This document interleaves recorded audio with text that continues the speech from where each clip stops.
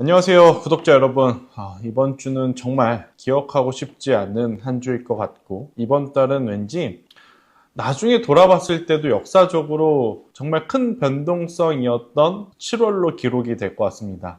저도 이제 주식을 한 지가 이젠 제법 많이 됐다 생각을 하는데, 이런 시장의 변동성을 본 적이 있는가? 없었던 것 같아요. 특히나 상승 변동성이었으면 정말 다행이지만, 반대로 이렇게 하락 변동성이 주구장창 내려왔던 한 주는 없었던 것 같습니다. 하지만 주식이라는 건 그래요. 언제나 완벽한 타이밍이라는 건 없습니다. 그래서 힘들더라도, 그리고 우울감이 조금 심하게 오시더라도, 그리고 계좌에 손을 쓸 수 없을 정도로 지금 많이 망가져 있다 하더라도 결국 또 그 다음을 먼저 생각하시는 분들이 저는 그래도 빠르게 회복하고 오히려 더 나은 포트폴리오를 만들 수 있다 생각을 합니다.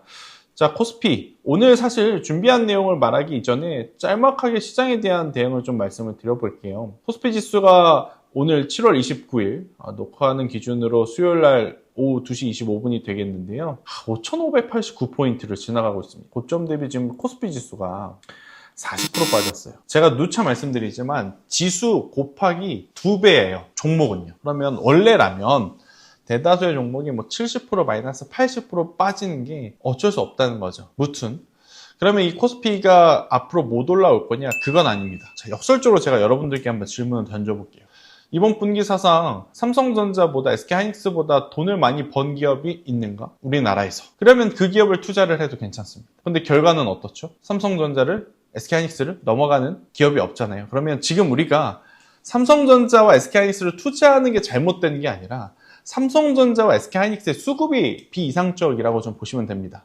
물론 투자하는 입장에서 남 탓하고 싶진 않지만 비이상적인 수급이 이상적으로 바뀔 때까지 우리가 조금 더 버텨내야 된다라는 이야기를 좀 드리고 싶어요. 자, 그러면 그럴 때 우리가 무엇을 또 생각을 해야 되느냐? 자, 미국은 여러분 순환매가 나타나고 있습니다. 어떤 순환매냐면 M7 기업들이 빠지더라도 BM7 기업들이 올라가거나 BM7 기업들이 빠지더라도 M7 기업들이 그 쿠션 역할을 해주고, 혹은 테크주들이 움직이지 않는다 하더라도 헬스케어 쪽, 그죠? 그리고 금융 쪽, 아니면 산업재, 소비재 쪽이 돌아가면서 상승을 해주는 순환매가 나타나고 있어요. 그런데 우리나라는 사실 지수가 이렇게 하루아침에 6%, 7%, 8% 빠지는데 순환매를 기대할 수 있는 게 많진 않겠죠. 그럼에도 지난주부터 우리나라 시장의 가장 어떻게 보면 변화 중에 하나는 뭐냐? 이젠 상대적으로 하락 강도가 많이 옅어지거나 오히려 반대로 상승하는 업종과 상승하는 종목군들이 하나씩 나타나고 있다는 겁니다. 지수를 마치 거꾸로 본 것처럼 차트의 추세가 바뀌어 있는 종목군들도 꽤 있어요. 그래서 오늘 제가 준비한 섹터는 바로 화장품 쪽에서 가지고 나왔는데요. 가장 대표적인 기업인 아모레퍼시픽 한번 이야기를 해보죠.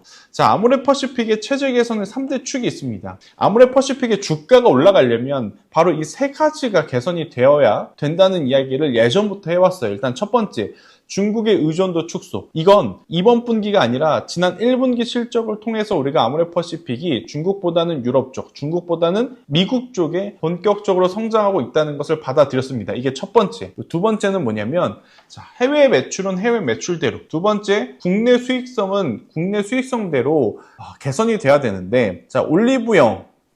이 올리브영이 오프라인과 온라인에서 아모레퍼시픽과 같은 브랜드들의 어떻게 보면 판매 통로의 역할을 그 누구보다 잘해줬죠. 그죠? 아마 미국인들 혹은 우리나라에 놀러 오시는 외국인들 기준으로 아모레퍼시픽 모르시는 분들은 있어도 올리브영 모르시는 분들은 없을 것 같아요. 공항에서 내려서 사람 많은 강남에 가도, 아니면 최근에 뜨고 있는 종로에 가도 여기저기 올리브영 매장들은 질비하니까. 그리고 올리브영 뭐예요? 눈에 딱 튀죠. 색깔도 참 잘 고른 것 같아요. 무튼 올리브영의 채널 경쟁력을 이용해서 국내 수익성 개선을 시켰단 말이에요. 자, 국내 수익성은 그동안에 아모레퍼시픽은 어떻게 사용을 했냐면 기업들의 고정비용을 처리를 하는데 많이 사용을 했죠. 그러니까 국내 수익성 회복과 고정비 효율화가 나타나는 거예요. 처음 해외 매출 비중의 개선과 함께 국내 수익성의 회복, 그리고 고정비의 효율화가 나타나고 있고, 여기에 한 가지 아쉬웠던 게 뭐냐면 제가 조금 어렸을 때는 저희 어머니 아버지의 어떤 이벤트 아니면 조금 인사치레를 해야 되는 분들에게 가끔 이 화장품 선물을 해야 될 때가 있었던 것 같아요. 그때 뭐 설화수 아니면 뭐 숨 이런 고부가 가치 브랜드들이 되게 비쌌었거든요.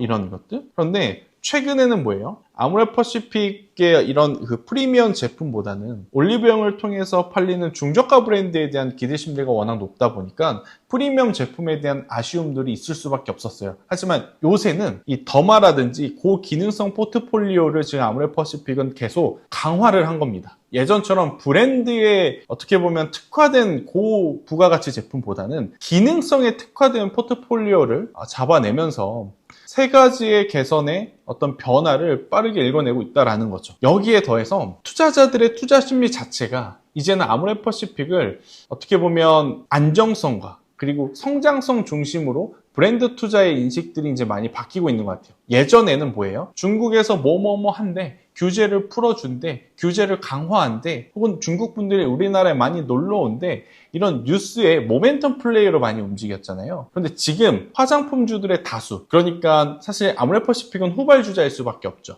기존에 먼저 움직였었던 실리콘투 아니면 APR, 달바글로벌 이들이 뭐예요? 우리가 실적주, 성장주로 보았잖아요. 바로 아모레퍼시픽도 이 투자의 어떤 관심이 예전과는 다르게 이제는 모멘텀이 아니라 실적 안정성과 성장성 중심으로 바뀌고 있다. 이렇게 좀 보시면 될 것 같고 여기에 더해서 아모레퍼시픽이 너무 무거워요. 상대적으로 뭐 지수 대비 이번에 잘 방어한 건 이해가 되는데 혹은 아모레퍼시픽의 장점 그리고 상승 변동성의 장점 모두 잡을 수 있는 화장품주는 또 없을까요? 요새 화장품 섹터가 그렇게 좋다고 하는데 그러신 분들이라고 하면 한국콜마, 코스맥스까지는 저는 괜찮다고 봅니다. ODM과 OEM사. 그런데 그 외에 중저가 브랜드들 있죠. 워낙 이 중저가 브랜드들은 잘 팔리는 곳에 우리가 현혹이 돼서 투자의 어떤 기준이 흔들릴 수 있어요. 어떤 걸 흔들릴 수 있냐면 잘 팔린다? 그러면 돈 많이 벌겠네? 그러면 주가 올라가겠네? 막상 뚜껑 까보면 판매 수량은 어마어마하게 많은데 판매 단가 대비 영업이익이 안 좋으니까 더 많이 팔았어야 되는 아쉬움들이 남는 경우의 수들이 제법 있습니다. 해서 지금 여러분들이 확실하게 스터디되지 않는 화장품주들을 공략하시기보단 저는 첫 번째로는 아모레퍼시픽, 두 번째로는 한국콜마와 코스맥스를 한번 보는 것도 나쁘지 않다. 지금 여러분들이 생각하는 대다수의 중저가 브랜드의 화장품을 누가 만들고 있느냐? 바로 ODM사, 한국콜마와 코스맥스가 만들고 있는데 두 기업의 비교 우위를 생각을 해보면 코스맥스가 한국콜마보다는 조금 더 우위에 있다고 생각이 들더라고요. 일단 첫 번째, 중국 법인에서 회복 탄력도도 코스맥스가 훨씬 더 앞서 있습니다. 한국콜마는 어떤 이유에서인지 최근 중국 법인에서의 어떤 개선세가 조금 정체되어 있어요. 하지만 코스맥스 같은 경우에는 회복력이 굉장히 빠르게 올라오고 있다. 여기에 미국 법인 같은 경우에는 코스맥스는 이제는 BEP가 가시화되고 있죠. 가동률 올라갑니다. 매출 성장하고 있습니다. 이렇게 되면 손익분기점을 넘어서 굉장히 어떻게 보면 전체 매출에 도움을 줄 수 있는 그런 상황으로 바뀌고 있다는 거죠.